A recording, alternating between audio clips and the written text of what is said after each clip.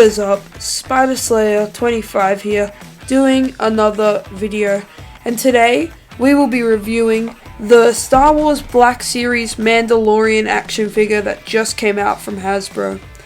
Hope you guys like this video. Don't forget to like and subscribe, and comment what you would like to see next from me. So here we have the Black Series Mandalorian.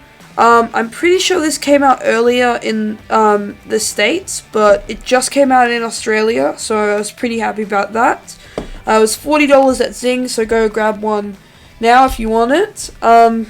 So here on the box we have a nice drawing or picture of the Mandalorian, and you can see the figure in all its glory. On the side here it says Mandalorian, and then it says The Mandalorian here. And then on the back, there's a little area where you can read. If you want to read it, go ahead and pause it right now. On the other side, it says 94, so this is the 94th of the series, I believe. There's not much more on the bottom. Well, there is, but it's just packaging labels and stuff. Nothing at the top, so let's get to it and crack this thing open. Oh my gosh.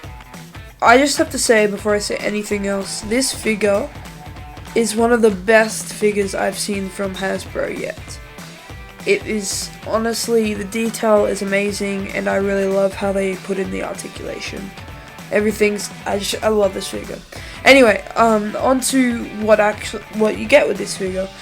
As you can see, you get quite a bit of accessories. So we get the normal blaster here. And I don't know what this is called, but I know that blaster is so powerful that it can disintegrate normal humans and stuff. But yeah, you get those two rifles. Then you also get the cape, and I'm pretty sure you can take that off. But I don't know why you would want to. And one thing that I found out with this figure is there's no hindrance of articulation with all these parts on, which is really well done by Hasbro.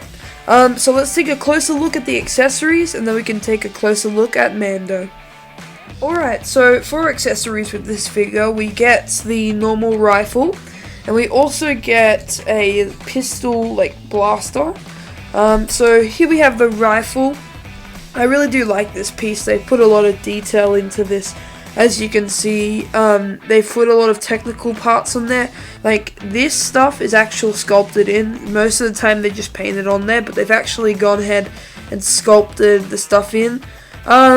This part here is for you to plug into the back of him, so you can have him carrying it on his back. But yeah, I do really like this blaster. I do wish they gave us a little handle. I know it doesn't really have it, but I kind of wish they gave it to us, because then he can hold it one-handed. But other than that, that's my only gripe. But there's also another gripe with the actual figure. This little prong here that plugs into his back here. This little piece here is really small. You can't really get that in. So I usually just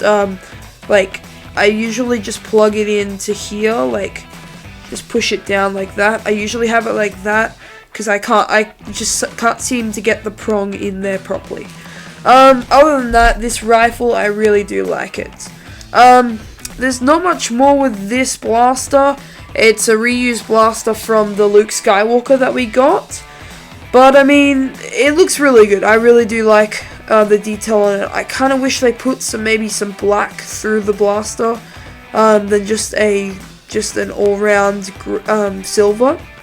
So that's a little annoying, but I mean, they did a really good job with this figure. So now that we've got the accessories out the way, let's have a look at Mando.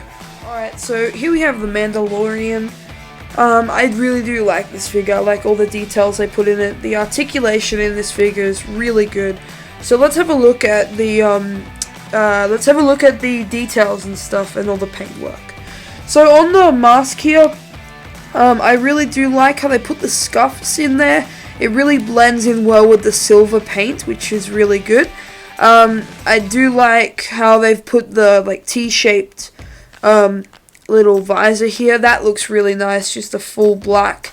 and they've actually sculpted in the side bits here and all around that goes around the T part of the mask. So that's actually really good. You can tell they've put a lot of detail into this figure. Moving on to the chest.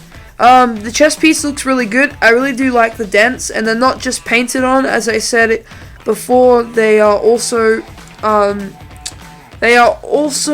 all molded into the actual plate. So that's actually really cool. I do like that. Just moving on to the cape here. Like this looks amazing. The cape looks so good. It's plastic, but it looks like it's like cloth or something like that. So I really do like that with the cape. So what they've actually done is they've gone screen accurate. So on this side you've got this really sort of different Beskar armor, which I really like. So they've gone real screen accurate with that. And moving up here, they've got the hand for the blaster. I do like that. It's very easy to put the blaster in. But yeah, this hand I really do like. On this side, I like it because they've actually put details like the flame throwing thing here, like I did in that little CGI thing. Well, special effects.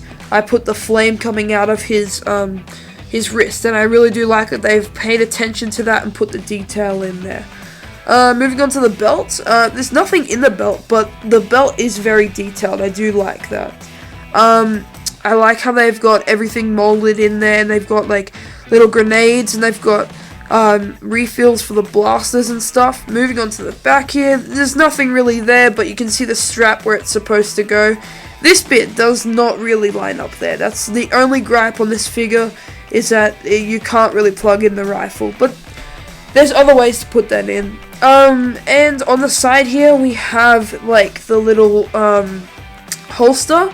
I find this holster actually is better than the Luke Skywalker one, which is weird because I think they're the same holster, which is kind of weird, but is easier to put the gun in there and close the little clip on top, so that's pretty easy.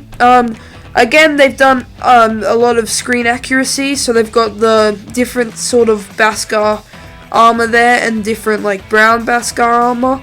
And moving down here onto the legs, they've actually done all new legs, so they've got different little pellets, so you can refill his guns. And on the other side, he's just got a pouch there. Of course, you've got the bottom of the feet, nothing at the bottom. Moving on to the back, there's nothing really at the back. It's all at the front, but you can see all the clothing and stuff like that. Alright, let's move on to the articulation. This figure, I'm actually surprised with the articulation you can get on this figure. So, the head can move up about that far, which I'm surprised about considering it's a helmet and also there's a cape at the back, so there's no hindrances there. It can move down about that far, and this head is just so easy to move, and I really do like the articulation that they have on it. Moves side to side, I really do like that movement. It moves up about that far, that's the same on each arm. It does not have double jointed elbows, which is a little bit annoying, but it's alright nonetheless. It can swivel at the like little, I don't know what you call this, not wrist, but little arm piece here. It can swivel at the arm here, and it can swivel at the little wrist piece as well. So it also can hinge up and down, and it hinges quite far, which is really good. It can also do a full 360 at the wrist. That's both on the same side. And it can move. He can move back about that far. He can move forward about that far. He has like a little pivot here, which is kind of cool. He can move fully around. His leg can go up about that far. He can go back about that far. And they're both the same type of leg articulation. He has double jointed legs, so that's quite good for posing when he's kneeling down and stuff. He also has like sort of ankle. He has ankle pivot here, and he can swivel here as well, which is good. Alright, let's get to some comparisons. So here we have the Mandalorian, and he stands at about 5.5 centimeters long. And here we have a comparison with the two other figures from Black Series that I have. We have Luke Skywalker from his, like, when he got his medal and stuff. And that's a customized lightsaber that one of my friends gave me. And I think he scales up pretty well with Luke, considering Luke's supposed to be quite young in the first film. And here he is to the next to the other Black Series figure that I have. We have I think it's the second sister. Don't quote me on that, but one of the sisters from the new game that came out. I forgot its name, but yeah, that's one of the sisters, and I think she scales up pretty well next to the Mandalorian. But yeah, sorry, there's not a lot of comparisons. I don't really have too many Black Series figures, but I'm planning on building up, and I really do want to get a Darth Vader soon, so that would be quite cool. Yeah, but I hope you guys liked this video. Don't forget to comment, like, and subscribe. And yeah, tell me what you want to see next, and stick around for a photo gallery of images that's just about to pop up right now. Bye!